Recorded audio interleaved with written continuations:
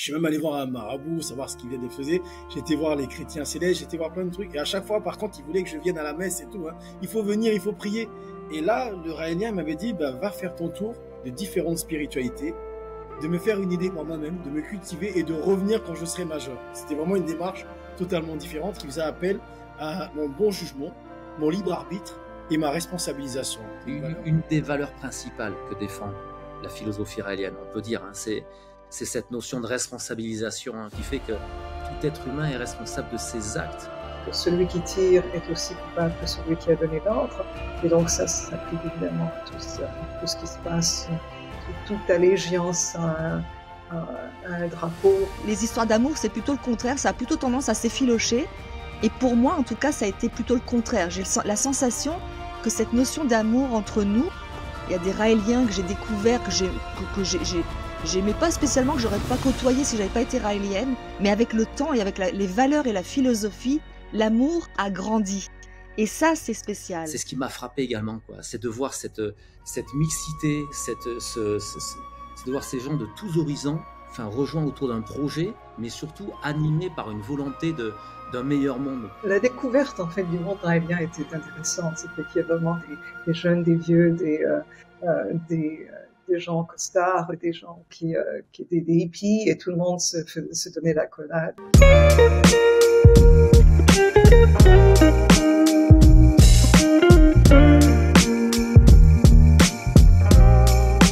Bonjour à toutes et bonjour à tous et bienvenue à nouveau pour ce rendez-vous qu'on vous propose, Raelian View, où en fait on retrouve des conversations. On est entre nous là avec Brigitte, avec Guillaume, avec Princesse Luna. Et l'idée c'est d'échanger, de discuter sur la philosophie raélienne, sur le mouvement raélien. Et aujourd'hui on va aborder un thème particulier que sont les valeurs, quoi, les valeurs que défend le mouvement raélien.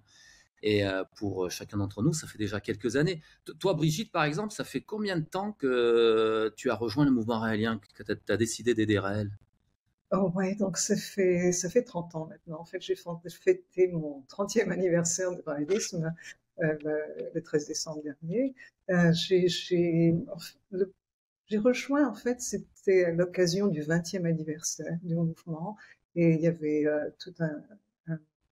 une convention qui était organisée au Puy de la Sola. Et donc, j'ai rencontré, quand je suis arrivée, je connaissais personne, juste une personne. Au Puy de la Sola, c'est Clermont-Ferrand, hein. C'est à Clermont-Ferrand, c'est là où il y a eu la première rencontre. Hein. C'était un rassemblement. En fait, la découverte, en fait, du monde raélien était intéressante. C'était qu'il y a vraiment des jeunes, des vieux, des gens costards, des gens qui étaient des hippies, et tout le monde se donnait la collade, et c'était une ambiance joyeuse et d'amour un peu inconditionnel. Donc c'était bon à vivre, mais surtout ce qui m'a impressionné, c'était de voir Raël sur scène et de l'entendre et de voir et de percevoir qu'en fait que c'était une personne qui était là pour aider les gens autour de lui, et pas pour prendre, pardonner toute la peur qu'on peut avoir quand on rejoint un groupe. Et c'est là où je suis devenue raélienne, et c'est là où depuis ça, j'ai continué à percevoir la même chose. Et ouais, ça fait une trentaine d'années, quoi. Et toi, ouais. Princesse, tu as rejoint le mouvement il y a combien de temps? Eh bien, moi, ça fait 40 ans. Donc, 40 ans, j'ai l'impression que c'était hier, c'est drôle. Cette impression que je pensais, il y a 40 ans, en tout cas quand j'ai rencontré, j'en ai parlé la dernière fois, la semaine dernière, mais c'était l'impression à la fois d'arriver avec des personnes que j'avais toujours rêvé de rencontrer, quelque chose de libre, vous voyez, cette sensation de liberté générale. Bon, en même temps, c'était un peu bizarre parce que je suis arrivée à un stage et j'étais très jeune et tous les autres étaient quand même plus âgés que moi. Et cependant, il y avait comme si c'était la même famille, une impression de famille, de gens qui ont gardé du pétillant dans les yeux, quel que soit l'âge d'ailleurs. Et ça, c'était assez agréable. Et puis la rencontre avec Maitreya, avec Raël, c'était vraiment spécial parce que, comme je vous disais la semaine dernière, je l'ai vraiment traité de charlatan en disant « je ne sais pas si c'est ça ou pas, mais moi j'ai adoré ce que tu as écrit ». Et j'ai découvert l'homme, donc il y a 40 ans. Et puis, ce qui est drôle, c'est que 40 ans plus tard, donc maintenant, eh bien, non seulement cet enthousiasme ne s'est pas diminué, mais a augmenté avec l'âge. Alors qu'en général, les histoires d'amour, c'est plutôt le contraire, ça a plutôt tendance à s'effilocher. Et pour moi, en tout cas, ça a été plutôt le contraire. J'ai la sensation que cette notion d'amour entre nous, il y a des Raéliens que j'ai découverts, j'aimais pas spécialement, que j'aurais pas côtoyé si j'avais pas été raélienne, mais avec le temps et avec les valeurs et la philosophie, l'amour a grandi. Et ça, c'est spécial. Et puis l'amour, en général, a grandi en moi pour l'extérieur. Donc il y a vraiment tout un cheminement que les valeurs dont on va parler ont vraiment accompagné et ont fait pousser en moi. Et ouais, c'est ça qui est intéressant parce qu'en fait, on va toucher ce que ça change, ce que la philosophie raélienne, en fait, peut changer chez un individu et donc, du coup, directement et indirectement, quoi, vient changer pour l'humanité, quoi, pour la société. On va parler de tout ça. Toi, Guillaume, tu as rejoint le mouvement il y a quelques années aussi, quoi. Ouh là là. Si tu veux me faire le loup, tu me demandes quand je fais ouh. Tu me demandes. Non, c'était ouais, c'était Euh, il y a quand même quelques temps. Et moi, j'ai lu les livres, comme je disais, j'étais adolescent et j'ai cru que c'était une histoire inventée et qu'il fallait que je lui écrive pour lui dire qu'il disait la vérité et qu'il savait pas qu'il disait la vérité. Et donc, bah, c'était le regard d'un adolescent. Et puis, j'ai été rencontrer le Raélien qui m'a donné le livre et puis il m'a recommandé. Ce qui est intéressant, c'est que j'étais adolescent, il m'a recommandé d'aller faire le tour de différentes spiritualités, de me faire une idée pour moi-même, de me cultiver et de revenir quand je serai majeur.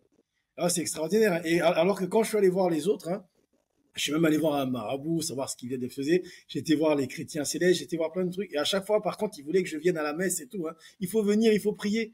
Et là, le Raélien m'avait dit, bah, va faire ton tour.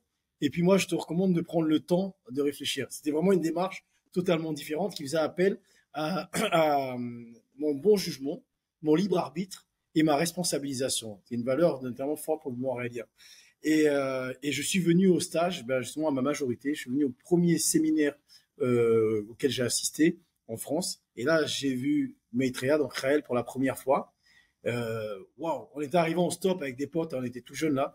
On a fait toute une galère la journée, c'était marrant. Et on arrive là, je tombe sur cet homme habillé en blanc et son regard, je me rappelle toujours son regard perçant, tellement plein d'amour et d'humilité, enfin, ça m'a mis dans un, je me suis dit, il est pas d'ici, il est pas normal, il est d'ailleurs. Et parce que j'ai jamais autant senti d'amour dans le regard, dans une interaction avec quelqu'un. Et donc, bon, moi, je pensais déjà que c'était lui, mais là, je dis, waouh, tellement heureux de le rencontrer. Voilà un peu comment ça a démarré il y a très longtemps, au temps jadis.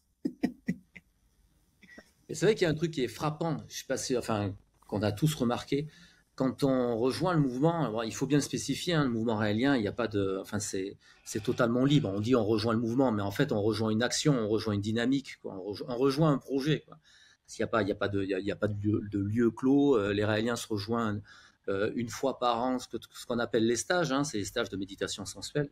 Et voilà, c'est le lieu avec quelques rassemblements dans l'année, quoi. Mais voilà, on rejoint un projet, quoi.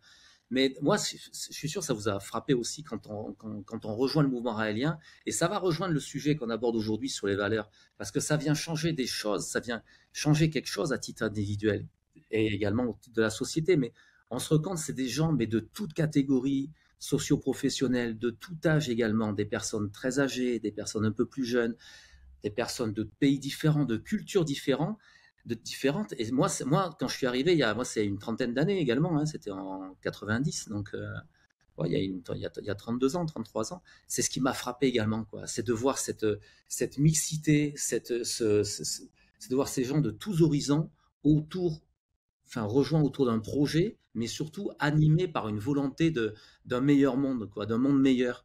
D'un monde, comme vous savez, on a souvent dit là le mot amour, hein, il y a beaucoup d'amour qui règne, mais amour, bienveillance, hein, à travers le mot amour, on peut mettre plein d'autres qualificatifs. Ce fait de vouloir vivre et de commencer à le vivre aujourd'hui dans un monde un peu plus fraternel, un peu plus, mais tout ça c'est animé par ces valeurs. Ces valeurs de base, on le voit, elles touchent l'individu, hein, elles touchent les relations interpersonnelles, elles touchent la société en général. Clairement, c'est vrai, hein, si elles étaient appliquées, on vivrait dans un autre monde, hein, mais on va les parcourir. Une des valeurs principales que défend la philosophie raélienne, on peut dire, hein, c'est cette notion de responsabilisation, hein, une notion qui fait que tout être humain est responsable de ses actes. Mais je te laisse en parler, Brigitte, cette notion de responsabilisation. C'est une valeur qui est intéressante, qui peut être aussi un peu déstabilisante à certains moments. Je vais revenir. En fait, bon, le premier exemple, c'est vrai que celui qui tire est aussi coupable que celui qui a donné l'ordre, et donc ça s'applique évidemment à tout ce qui se passe, toute allégeance à un drapeau, à un président, à une armée, à un leader spirituel. Quiconque te donne l'ordre de faire quelque chose, tu dois être en accord avec ta conscience pour le faire. Sinon, tu es aussi coupable que celui qui a donné l'ordre. Donc, on ne peut pas se cacher derrière une obéissance aveugle à quelque chose. Et ça, enfin, quand on voit le conflit qui existe en ce moment en Israël, et quand on pense que, en toute logique, ces jeunes hommes ou femmes qui vont tirer sur d'autres dans cette région-là, ils sont censés suivre une religion qui leur dit le basique, c'est ne tue pas. Alors comment est-ce que c'est possible ça? Sinon, par cette croyance aveugle en une valeur, en un pays, en un drapeau, etc. C'est abominable. Mais ça va plus loin, c'est-à-dire que c'est pas juste pour ne tue pas, c'est chacun de nos actes dont on a la responsabilité. Et on peut plus dire c'est la faute à si, c'est parce que t'es en retard, il n'y a pas de parce que, c'était en retard. Donc, il y a des fois, ça peut être un peu inconfortable, mais j'ai trouvé que c'était probablement une des valeurs sur laquelle j'ai dû le plus travailler, parce que c'est tellement facile de se cacher derrière la responsabilité de l'autre. Je me sens comme ça parce que celui-ci m'a fait ci ou celui-ci m'a fait ça. Et on n'est pas éduqué dans notre société, on n'est pas éduqué à prendre responsabilité. On pointe du doigt un peu partout. Je ne sais pas comment ça s'est passé pour vous, cette valeur-là, Mais ouais, c'est ça, parce que la responsabilisation, ça fait Moi, aussi c'est la valeur. déresponsabilisation, quoi. Ouais. Ah, ah là, si. Non, mais allons-y. C'est quoi? On va parler tous les trois en même temps, et puis chacun va choisir. Non, Ah ouais. vas-y, princesse, vas-y, princesse. C'est la valeur principale qui m'a fait devenir raélienne. Parce que c'est tellement fort de dire, si ton propre leader spirituel te dit de faire quelque chose qui soit contraire à ta conscience, ne le fais pas. Si les propres Elohim qui nous ont créés te disent de faire quelque chose qui soit contraire à ta conscience, ne le fais pas. Alors pour moi, ça veut dire que le chef, c'est moi-même. Et cette valeur-là, c'est vraiment celle qui m'a fait devenir raélienne. C'est vraiment, pour moi, ça change tout. C'est d'un seul coup, nous sommes tellement responsables que c'est nous les dieux, d'une certaine manière. C'est moi Dieu. Et je suis le Dieu de moi-même, avant toute chose. Donc il y a cette notion qui n'est dans aucune autre religion, aucune autre philosophie, aucune soumission à l'autorité. Et moi, j'ai grandi sans soumission à l'autorité, vraiment beaucoup. Et je pense que cette valeur-là a fait écho à quelque chose qui était important pour moi. D'être la valeur. Il y avait beaucoup d'anarchistes dans ma famille, donc il y avait un petit peu cette idée aussi d'être notre propre maître. Et par contre, ça n'empêche pas d'avoir des valeurs que nous pouvons partager avec des gens, mais au final, c'est toujours nous qui décidons, pour beaucoup de choses d'ailleurs. Voilà, je vous rends l'antenne. Et c'est vrai que c'est quelque chose que nous rappelle fréquemment. Si je vous dis quelque chose qui est contre votre conscience, ne le faites pas. Hein, c'est fantastique. Pour moi, c'est vrai que cette valeur, ça implique tellement de choses. Ça me fait rire parce que, en fait, la responsabilisation, déjà, ce que tu disais là, Lona, que le propre leader spirituel, les Elohim qui ont créé la vie sur Terre, qui disent, si on vous dit quelque chose qui est contraire à votre conscience, ne le faites pas. Et on vient, pour certains comme moi, d'une éducation judéo-chrétienne où tout est, enfin, dès que Dieu dit quelque chose, faut le faire. Et c'est Dieu qui a voulu ci, c'est Dieu qui a voulu ça, on n'est jamais responsable. Et on est éduqué là-dedans et du coup, j'ai l'impression qu'on est souvent, publiquement, on est responsable de nos succès, mais publiquement, on est rarement responsable de nos ratés. Et donc, c'est marrant. Et du coup, ce qui fait que on trouve toujours une causa, une cause extérieure à ce qu'on fait qui ne va pas droit, donc on se permet de faire les choses de façon inadéquate souvent. Et cette valeur qu'est la responsabilisation dans notre quotidien va nous amener à plus de responsabilité, donc plus d'attention. Et plus on a de l'attention, à mon avis, plus on glisse vers l'amour. Parce qu'en fait, l'amour, c'est une forme d'attention particulière qu'on porte aux choses. Mais là, à notre vie, à ce qu'on fait, à ce qu'on dit et aux conséquences. Donc, on arrive vers une forme de délicatesse et d'interaction, j'allais dire féminine, harmonieuse et méditative les uns avec les autres, grâce à cette valeur. Donc, c'est quelque chose qui a une ouverture extraordinaire. Enfin, voilà comment je le vis. Et j'ai envie de rajouter quelque chose parce qu'il me semble aussi primordial de devenir des êtres humains ou surhumains. En tout cas, c'est cette notion de responsabilité, elle va jusque-là, de nous faire grandir. Il n'y a rien de plus beau que quelqu'un qui reconnaît, c'est comme tu dis, Guillaume, ses bons et ses mauvais côtés, qui prend ses responsabilités plutôt que de se cacher toujours quelque chose, enfin quelque part derrière quelqu'un. Et je trouve que ça donne de la noblesse dans nos actions, ça nous rend nobles, dignes. Comme les chevaliers, vous voyez, il y a quelque chose de cet ordre-là qui, pour moi, vient toucher une fibre en moi, une fibre qui me rend fière d'être humaine. Vous voyez, cette notion-là, elle m'a redonné de la fierté. Et je trouve que être fier, ça ne veut pas dire être orgueilleux, hein, c'est pas la même chose, mais cette fierté d'être humain, ça m'a redonné beaucoup de courage pour affronter la vie. Voilà. Et c'est un pilier fondamental, hein, de la philosophie raélienne. Hein. Quand on a cette responsabilisation, peut-être que moi, ce que je trouve intéressant aussi, par rapport à cette valeur fondamentale de la philosophie, c'est quelle image on peut avoir pour les gens qui connaissent pas les Raéliens, les Raéliennes, quoi. Souvent, c'est assimilé à un groupe, voilà, qui suit un leader, qui suit, voilà, sans réflexion. Alors qu'en fait, c'est tout le contraire. Tout à l'heure, on parlait du fait, quand on est rentré dans le mouvement, quel type de personnes on a rencontré. Mais dans le mouvement raélien, on rencontre des sacrés rebelles, quoi. Des gens qui ont décidé de justement... Non, mais c'est un truc de malade. J'ai jamais vu autant un groupe avec autant d'êtres humains remettant en question leurs habitudes, remettant en question la société, c'est-à-dire en décidant de penser par eux-mêmes, quoi, justement, en mettant en avant cette notion de responsabilité.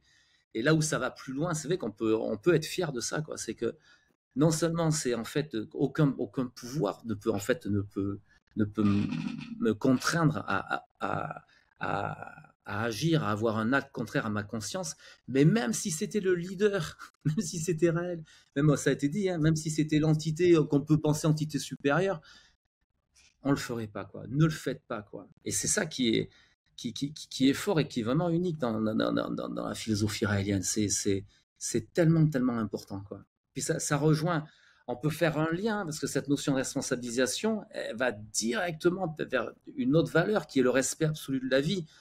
Le respect absolu de la vie sous le prisme de la philosophie raélienne, c'est quoi? Ça se résume en une phrase, hein, c'est même si un pouvoir en fait quelconque nous faisait croire qu'en exécutant un seul homme, on pourrait sauver l'humanité tout entière, il ne faudrait pas tuer cette personne.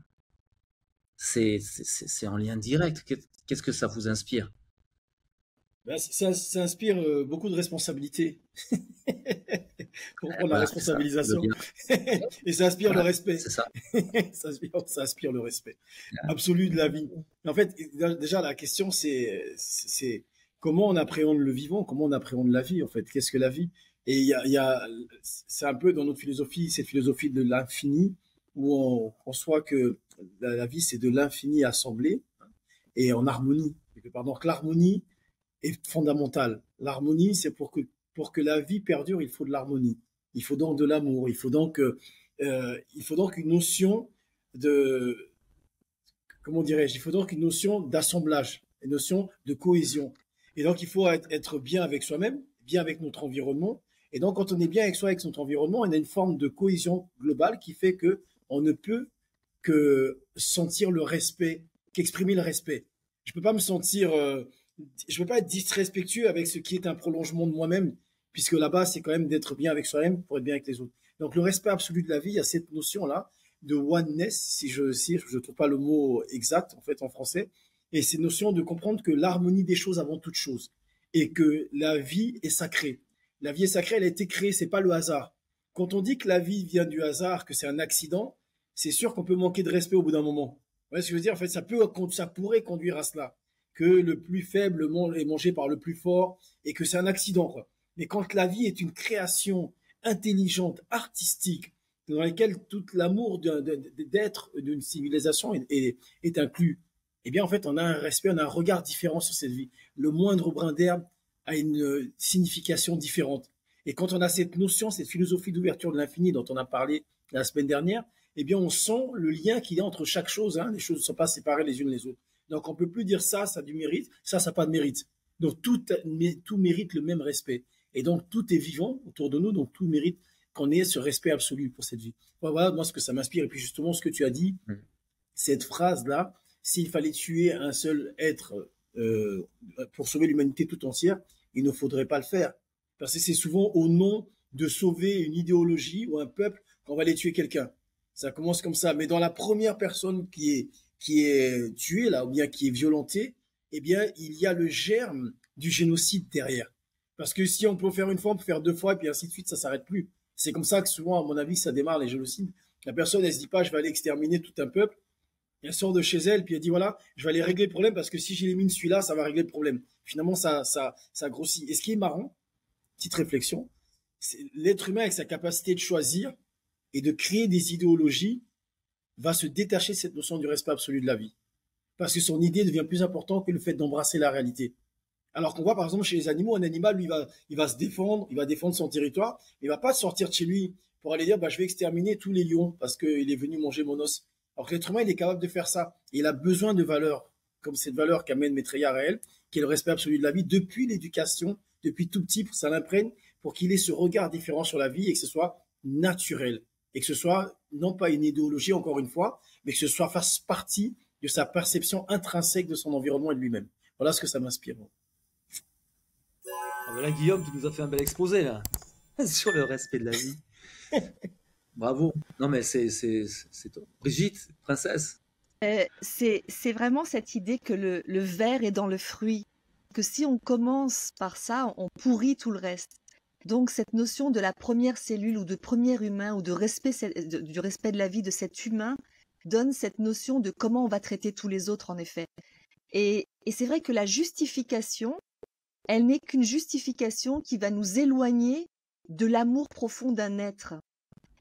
Souvent, par exemple, dans certains enseignements, et c'est très important, aimer inconditionnellement quelqu'un, quel que soit ce qu'il a pu dire ou faire. Par contre, on peut dire, bah, c'est ce que tu viens de dire ou ce que tu viens de faire, je suis pas d'accord. Par contre, on a en préambule cet amour infini pour chaque être humain. Chaque être humain, et cette notion d'unité, c'est le mot que tu cherchais en français, Guillaume, unité, oneness, unité, sentir, et ça c'est aussi important, je l'ai compris dans mon travail, c'est que si quelqu'un souffre, je souffre aussi. Parce qu'on a un lien, on a une illusion de séparation, mais en réalité on est un, on est unis. Et cette empathie qui a été mise en nous, qui a été créée en nous, si je fais du mal à quelqu'un, je me fais du mal à moi-même. Donc, à partir du moment où je veux tuer quelqu'un d'autre, c'est que je suis devenu comme un robot, comme quelqu'un qui n'est pas relié à l'univers, pas relié à l'infini.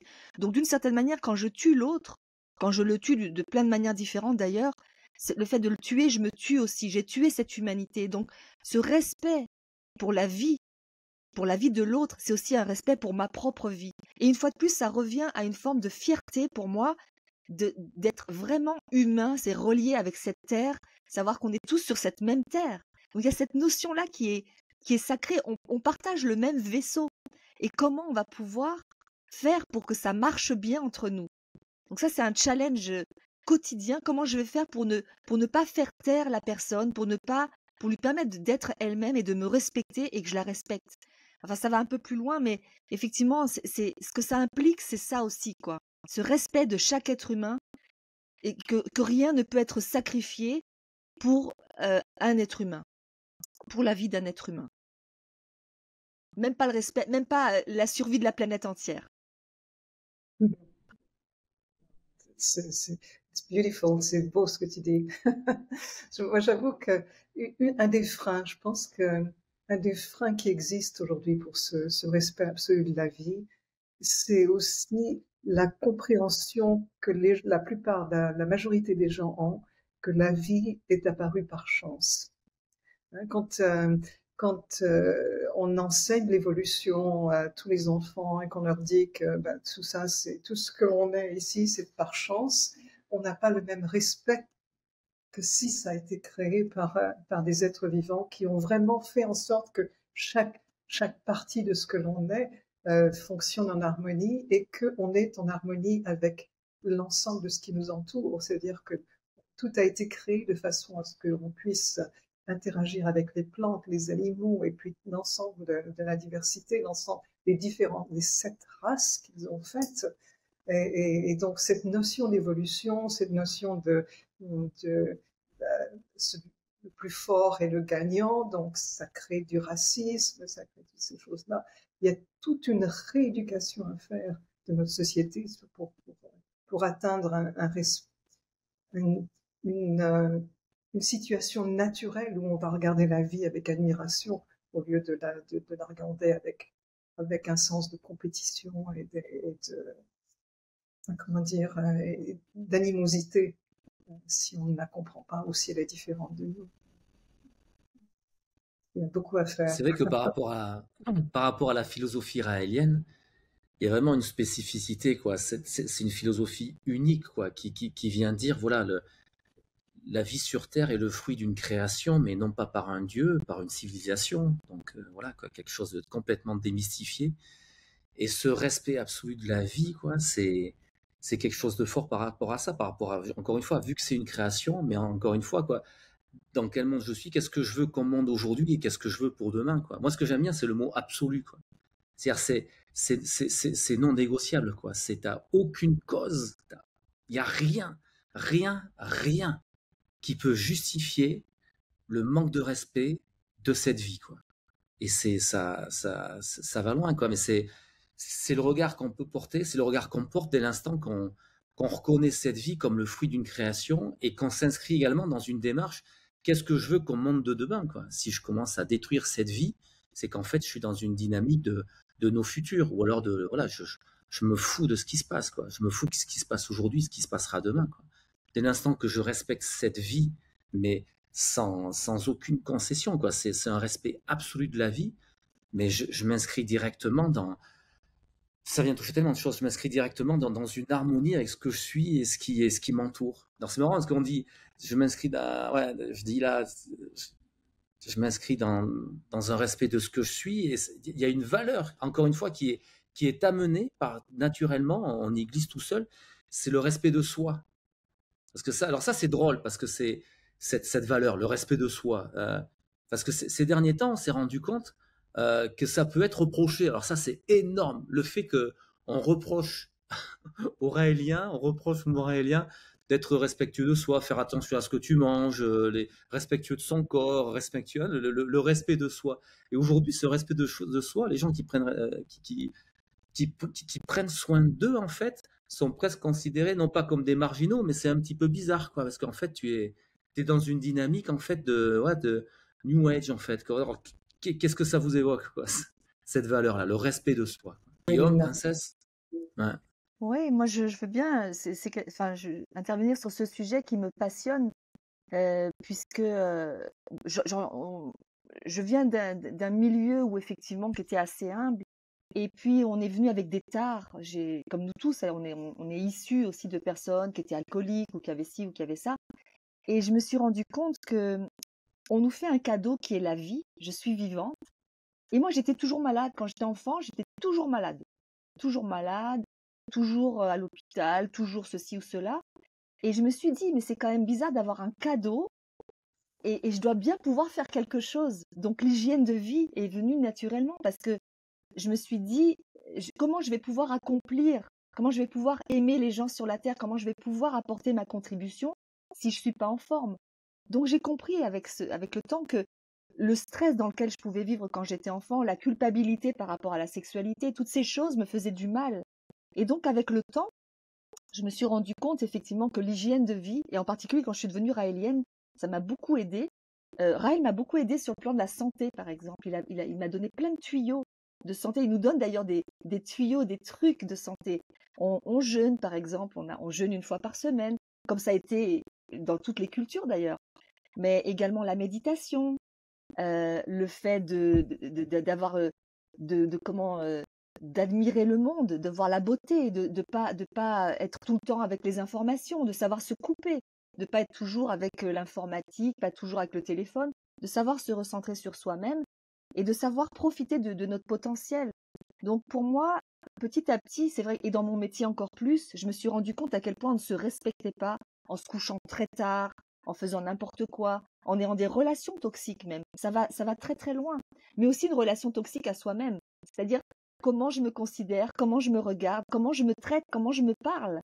Et c'est ça qui est passionnant, c'est que ce respect de soi, il peut aller sur une tonne de détails et que ces détails ont beaucoup d'importance et nous amènent effectivement à une vigilance, mais une vigilance positive, pas être paranoïaque, c'est pas ça le truc. Comment je vais connecter pour avoir plus de plaisir? Parce qu'en réalité, c'est ça. Comment je vais pouvoir utiliser mon corps, mon véhicule terrestre, pour avoir plus de plaisir à vivre et partager ce plaisir. Laisser l'infini me traverser pour être dans le plaisir, parce qu'on n'a pas été créé pour de la souffrance. Donc dans ce respect de soi, il y a tout ça, toutes ces notions qui viennent. Moi, je voulais mourir hein, quand j'étais jeune, je crois que je l'ai dit la semaine dernière, mais vraiment, j'avais absolument pas envie de vivre. Et d'un seul coup, grâce à cette philosophie, j'ai eu envie d'expérimenter le plaisir d'être vivante. Et en fait, plus ça va, plus j'expérimente le plaisir d'être vivante au quotidien, quotidiennement, avec des fois peu de choses. Donc, cet amour de soi, ce respect de soi m'a emmené à plus de plaisir. Et puis à être prête, le jour où je vais mourir, ben, je le ferai, j'espère, avec le sourire aux lèvres aussi. Je sais que je vais mourir, peut-être. À moins que Brigitte, tu nous fasses 2-3 trucs là hein, sur la longévité. Moi, je suis prête. Hein. Oui, là-dessus fort, en fait. Mais cet amour de soi, juste, sorry, non, in English. Juste comme toi, c'est vrai que je me suicidais à petit feu avec mes cigarettes avant d'être indienne. Et donc, c'est la compréhension de ce que l'on est qui fait que on commence à faire attention à ce que l'on mange et ce que l'on boit, etc. Le café n'est pas le bienvenu quand on est raélien, parce qu'on sait ce que ça fait au niveau du cœur et au niveau de... Donc toute plante peut être bénéfique. Hein. Le café, c'est super bien quand tu as un problème d'anévrisme, par exemple, ça va réduire ton anévrisme. Donc toutes les plantes ont leur bienfait, mais aussi il faut connaître ce que ça peut impliquer. Donc, anyway, on travaille beaucoup sur l'éducation des raéliens, sur comment utiliser et ne pas utiliser aussi ces drogues. Ça, c'est un point, mais je pense que les drogues les plus nocives pour soi et pour l'amour de soi, c'est toutes celles qui sont liées au stress. Hein. C'est toutes parce on a des accoutumances, addictions à nos émotions. Hein.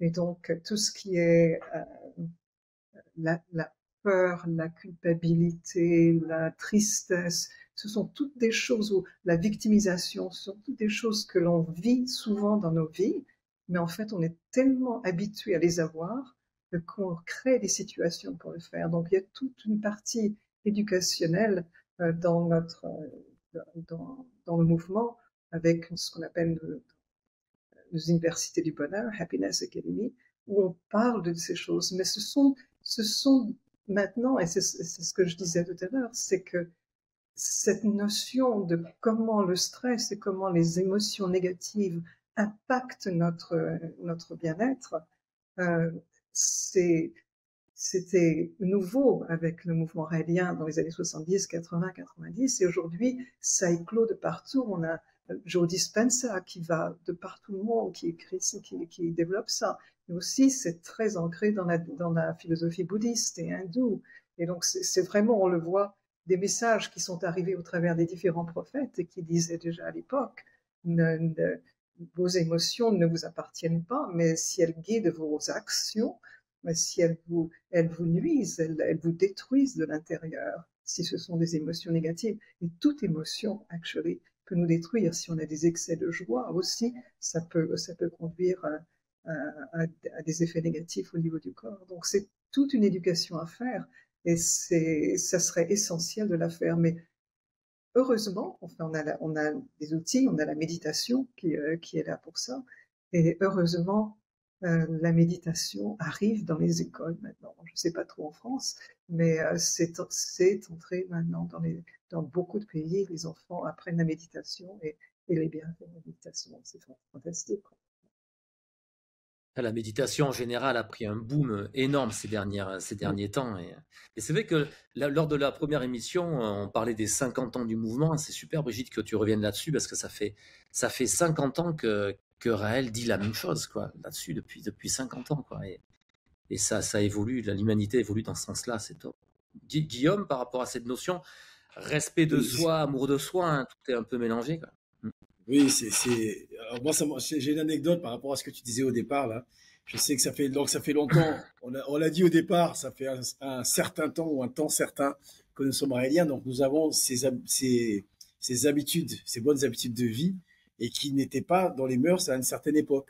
Et je me rappelle que c'est au cours des années 2000 qu'on a commencé à voir éclore un peu le bio, le ceci, les gens qui essayaient d'arrêter le tang. Vous vous rappelez le tang, là, ce jus de fruits en poudre, là, et qui était à la mode. Et puis ça a commencé à un moment donné, avant les gens fumaient. C'était bon, fou, hein. C'était bon. Non, Ça piquait les dents. Ça piquait mais les gens fumaient avant dans les avions, tout ça, je me rappelle très bien. Et puis petit à petit, je pense que il y a eu des recherches qui ont fait que ça a été démontré, les méfaits de certaines habitudes ont été démontrés. Mais depuis le début, depuis plus de 50 ans, Maître Yarel expliquait ça. Donc nous, on le vivait. Et je me rappelle les amis qui venaient à la maison, dans les années 2000, quelque chose comme ça. J'ai un placard, je suis très mauvais bricoleur. Donc j'ai monté un placard. Et comme c'est moi, c'est le seul meuble que j'ai monté, il est cassé, il n'y a plus de porte. Devant. Et là, il y a la nourriture, il y a mes courses.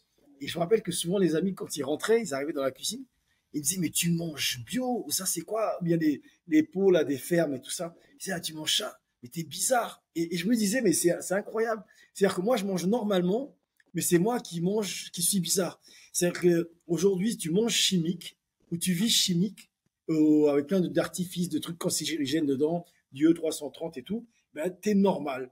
T'es socialement installé. Et par contre, tu vas aller prendre des trucs de la ferme, on va dire, mais attends, t'as été chercher ça où? C'est bizarre. Il y a un pote qui me disait, j'aime bien venir chez toi parce que les fruits, ils ont un goût de fruits.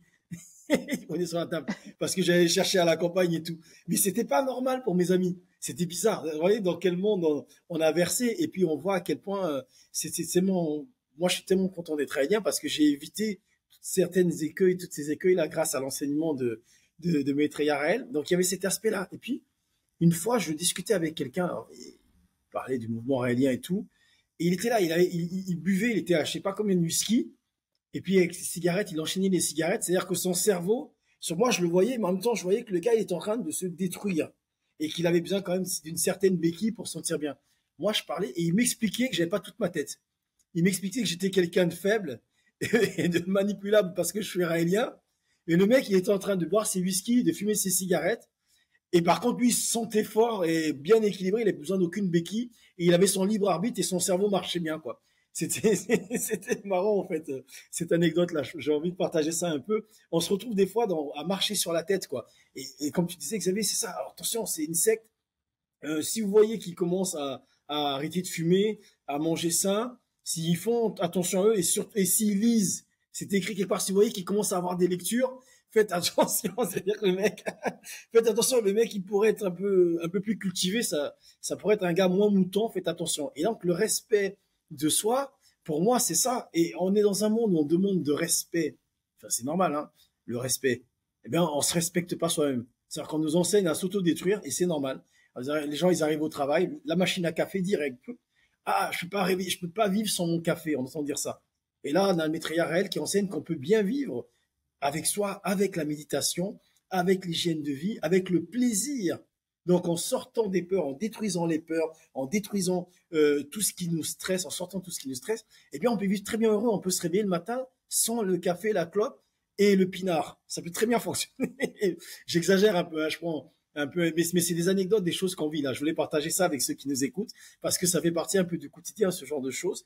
Et juste se rappeler que le respect de soi, ben, ça va de soi. Mais tout dans notre société, au lieu de nous éduquer à ça, on veut nous éducastrer à faire ce qui est mauvais pour nous en disant c'est ce qui est bon. Et c'est pour ça que la philosophie raélienne et cette notion de respect de soi va beaucoup plus loin, va dans le détail et faire qu'un monde où les gens se respectent, mais bon sang, c'est un monde où les gens s'aiment. Parce que c'est quelqu'un qui, moi j'ai l'exemple là de, vous savez, un jour je me coince la main dans la portière de la voiture. On fait ça comme ça, vous savez, des fois on fait comme ça. Ben, quand on souffre, en principe, on fait ça. Et quand quelqu'un souffre à l'intérieur, en principe, il fait ça physiquement ou psychologiquement sur les autres. C'est-à-dire qu'il a une réaction qui pourrait être violente ou agressive vis-à-vis des autres. Parce qu'en fait, il souffre à l'intérieur parce qu'il ne respecte pas, il se respecte pas lui-même souvent. Il s'inflige des souffrances. Et par contre, quand il crée l'harmonie, comme nous enseigne Maître Harel, ben, automatiquement, on a plutôt envie d'embrasser quelqu'un hein, quand on rigole et tout. Donc le respect de soi, ça m'inspire toutes ces choses-là et puis ces anecdotes. Voilà.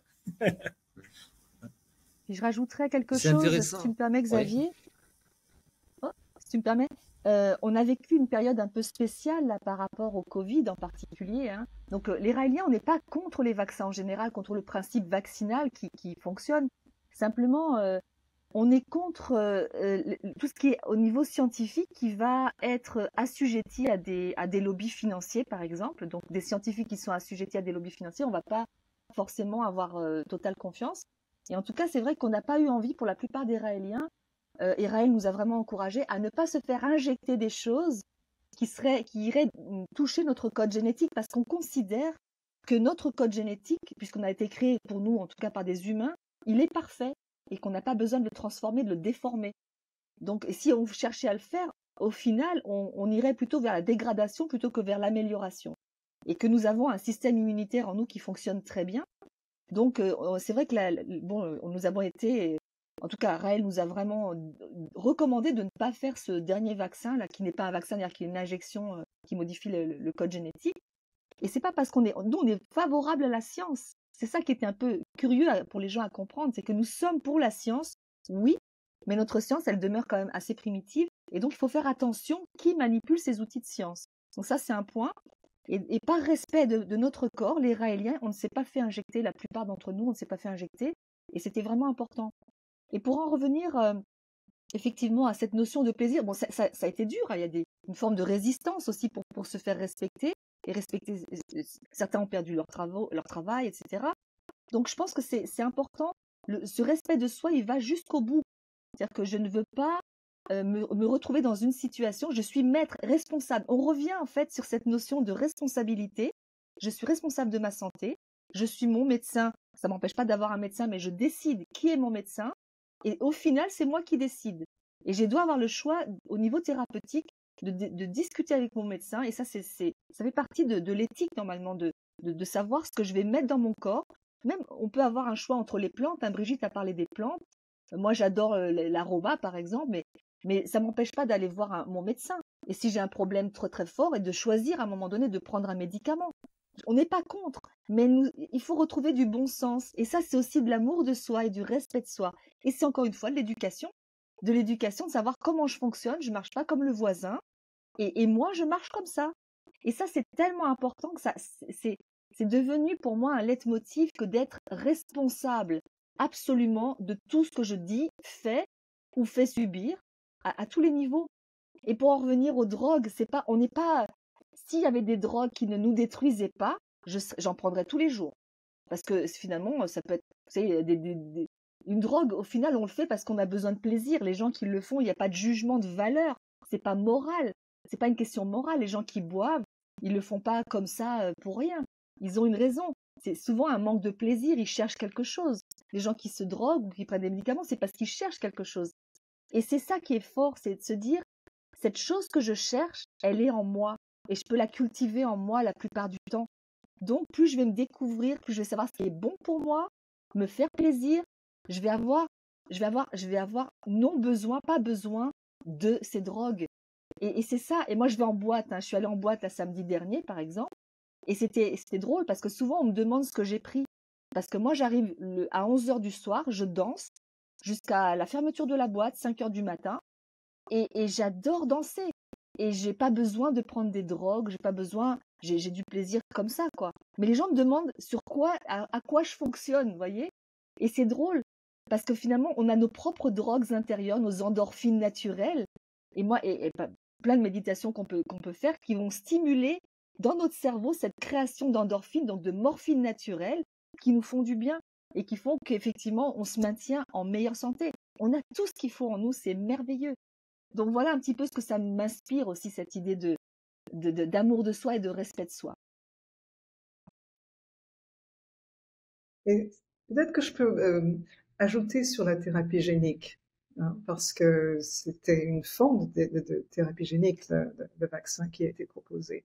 Et Raël nous a expliqué que le système immunitaire que l'on a été super bien conçu, il n'est pas nécessaire de le modifier.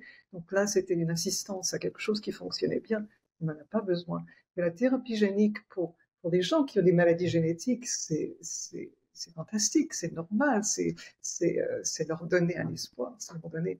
Et aussi pour tout ce qui est possiblement amélioration du corps humain dans le futur, quand on comprendra un peu mieux comment l'ADN fonctionne, parce que même maintenant, enfin bon, alors, on a fait le décryptage, c'était dans les années 2000, hein, ça fait 23 ans que c'est décrypté, on ne sait toujours pas comment fonctionne, c'est juste 2006-2007 qu'on a commencé à comprendre qu'il y avait l'épigénétique et que les gènes, c'était pas tout, il fallait aussi comment ils fonctionnent.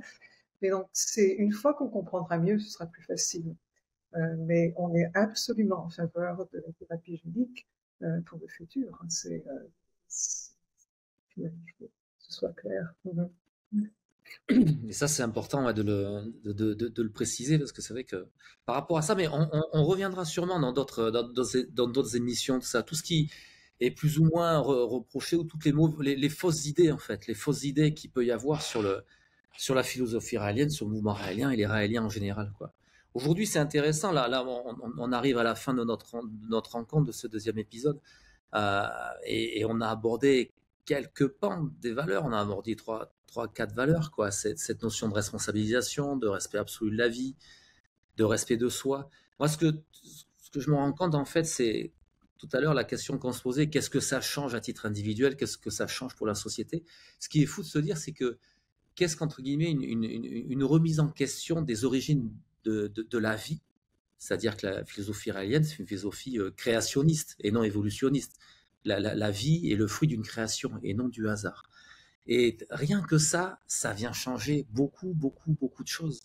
Et cette notion de respect de soi, c'est-à-dire on a été créé ainsi, comme tu le disais, Luna, quoi. Notre ADN, notre code génétique, quelque part, il est parfait, quoi. Et c'est pas qu'être géniste que de dire ça, quoi. Bien au contraire, quoi. C'est comme la nature, les plantes, les animaux, quoi. C'est parfait, quoi. C'est d'une harmonie parfaite. C'est beau et c'est beau dans la notion de l'art et c'est parfait sur la notion de la science. Tout s'équilibre, tout est en interaction et tout est en harmonie, quoi. Et pourquoi on viendrait à notre niveau détruire ça en ne se respectant pas, quoi. En tout cas, c'est ce qui s'est passé quand je suis devenu raélien, quoi. Pareil, je fumais, je buvais pas mal, je me droguais. Dès l'instant qu'on épouse cette philosophie, en fait, on arrête tout ça, mais c'est tellement naturel parce qu'on s'inscrit dans une démarche, une démarche alors de respect de soi, c'est un grand mot, quoi, mais on s'inscrit dans une démarche que voilà, on est parfait, pourquoi avoir tous ces artifices, quoi. Et puis quel regard quel regard je porte sur moi. Donc ça, ça sera l'objet je vous propose la prochaine rencontre aussi, ces valeurs également qui sont importantes. On en a un petit peu parlé, qui sont l'amour de soi, l'amour de soi et le respect de soi, ça implique également le respect des autres. Donc tout ça, on va en parler également, le respect des autres, l'amour des différences, c'est tellement fort ça aussi. Je vous propose qu'on en parle à l'épisode 3, qu'on prenne vraiment le temps de parler de ça au prochain épisode. Merci à tous ceux qui nous écoutent. La philosophie raélienne, vous pouvez la retrouver en regardant quelques vidéos que vous avez sur les sites internet, rael.org, raelfrance.fr pour les Français. Vous allez sur la chaîne YouTube du mouvement qui s'appelle Mouvement Raélien, vous les retrouvez. Sur rael.org, vous pouvez télécharger les ouvrages qu'a écrit Raël suite à cette rencontre qu'il a eue avec un extraterrestre. On en parlait au premier épisode. Vous avez tous les éléments. Peut-être un mot de la fin, peut-être, Brigitte, Guillaume, Princesse, par rapport à ce rendez-vous qu'on vient de passer ensemble. Guillaume. Parce que ta conclusion est parfaite.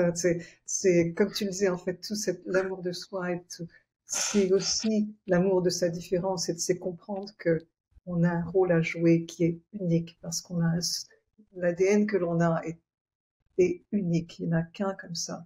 Donc on doit le préserver, le rendre beau, le rendre opérationnel pour apporter quoi que ce soit qu'on doit apporter dans la société et dans l'humanité. Et donc ça, on est tous des petits joyaux qui doivent briller dans cette humanité. Donc ça, c'est une notion qui nous rend puissants, empowering, au niveau de la société. Je pense que c'est ça qui nous anime tous. Hein. Très bien.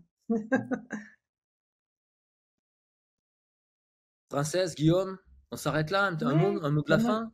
Ouais, mais un petit mot, parce que j'ai envie de dire que d'une ex-bègue, une ex-insomniaque, une ex-anorexique, une ex-suicidaire que j'ai pu être, je suis l'exemple vivant de ce que la philosophie raélienne peut faire d'un être humain, c'est-à-dire de le rendre avoir envie de mourir, avoir envie d'être vivante.